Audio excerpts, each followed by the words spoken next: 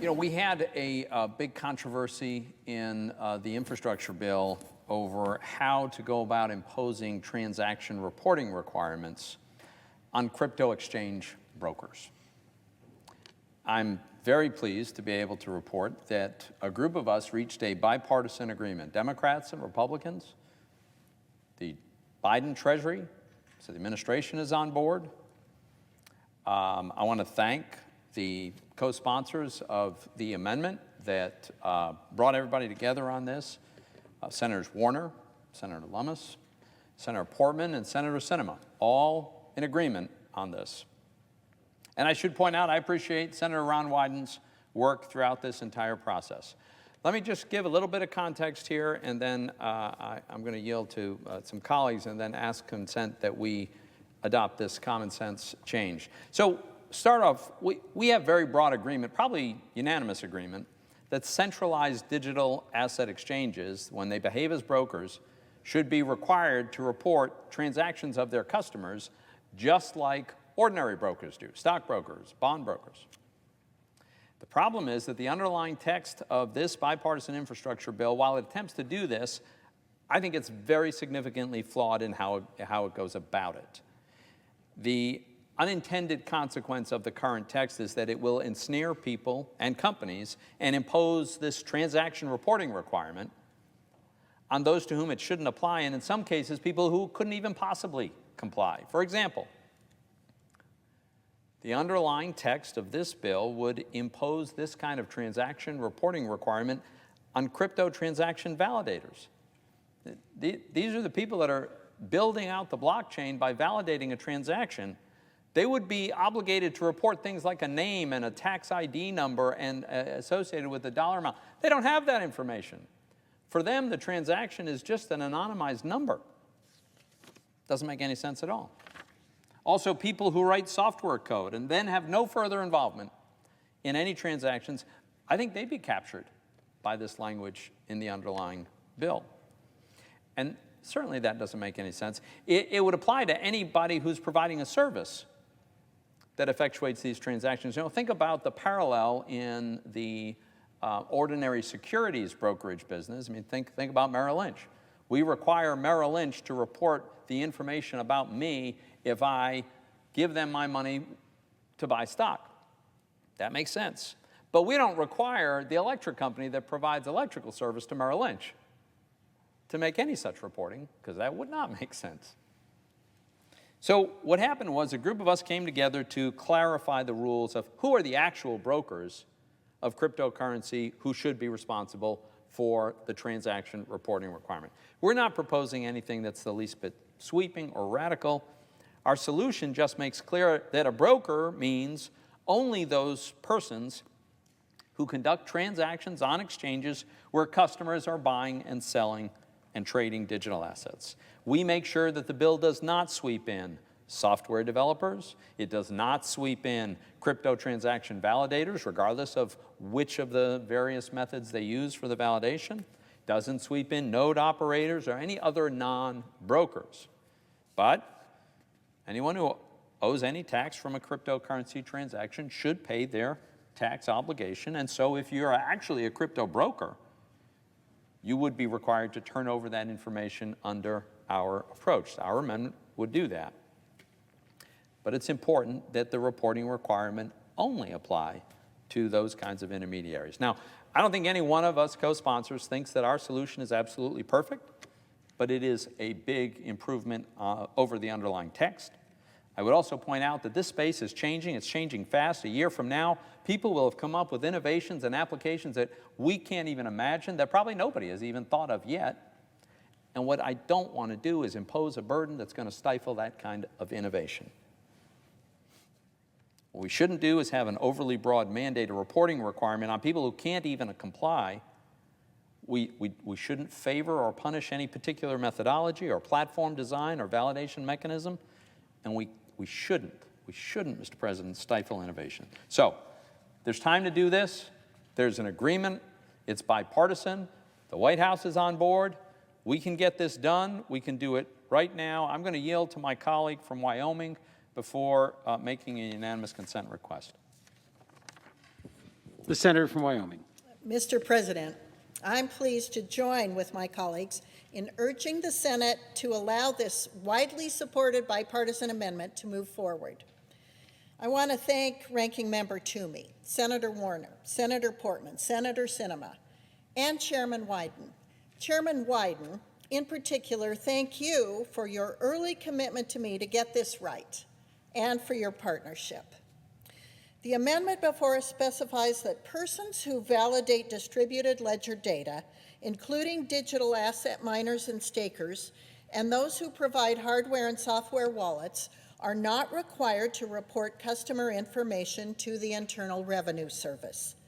This is essential because those persons would not have access to the customer information necessary to comply with this requirement anyway. Equally important in this amendment are clarifications to the definition of broker that will ensure that software protocol developers will not be swept up in IRS reporting requirements. Developers are the lifeblood of innovation, and subjecting them to reporting would have far-reaching implications on privacy and on the evolution of technology in this country, not to mention that most developers would not have access to useful data. This bill is very likely going to become law, and it's important that these changes become law along with the bill. That's why I urge my colleagues not to let the perfect be the enemy of the good. I recognize there's dissatisfaction on both sides of the aisle with the lack of opportunity to offer amendments and to expedite debate. However, I ask you to weigh those concerns against the importance of providing millions of Americans with additional clarity on the scope of their coming obligations to the IRS. America is a country of innovation.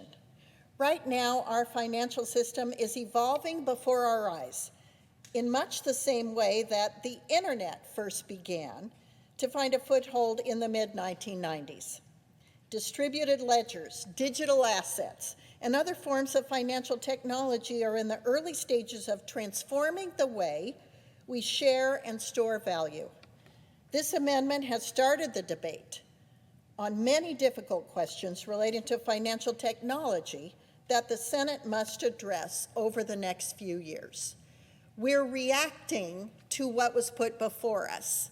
I wish that we were implementing from the get-go, but that's not where we find ourselves today. So let's get this broker definition as good as possible now, and then move forward this fall with other definitions that will be important to producing a regulatory sandbox for digital assets that allow innovators to keep innovating. We're in a difficult space right now. We're transitioning from the industrial economy to the technology, and it's a bumpy ride. It's disruptive for all of us, especially those of us who grew up in the end of the industrial age and are so new to this technology age.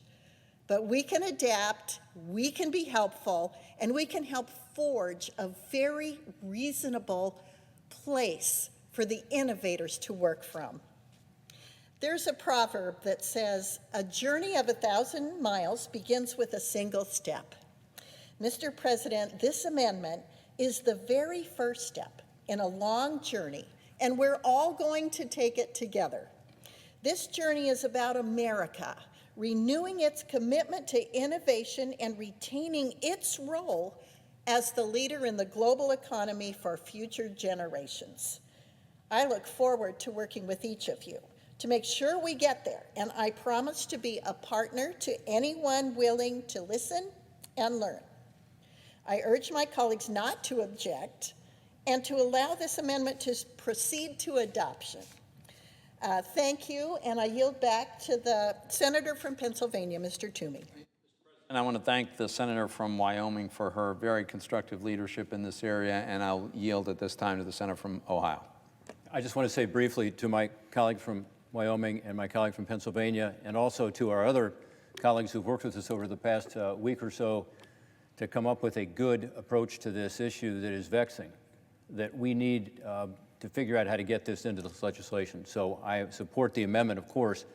I think there's a general consensus that information reporting is a good thing, and that particularly for our constituents who are everyday holders of digital currency, they want to have that reporting in order to be able to pay their taxes properly. The vast majority of them are good, hardworking taxpayers who just want to be able to get what their basis is or what their information is from a broker, just as they would for a stock or a bond. So what we have done here through this language is ensure that while doing that, we're not putting a sweeping provision in place that includes people that shouldn't be included. As an example, and my colleague from Pennsylvania said it very, very well, we're not trying to bring in people who are involved in validating distributed ledger transactions through proof of work, commonly known as miners.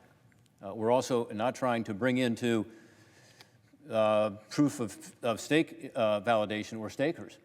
And we're also ensuring that we're not bringing in people who are involved with hardware and software selling for digital wallets. They wouldn't be subject to these rules as well. And I think that was very important to make that clear.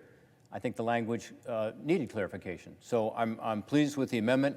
I would hope that we'd be able to get it passed because I think it's very important to have it as part of this legislation.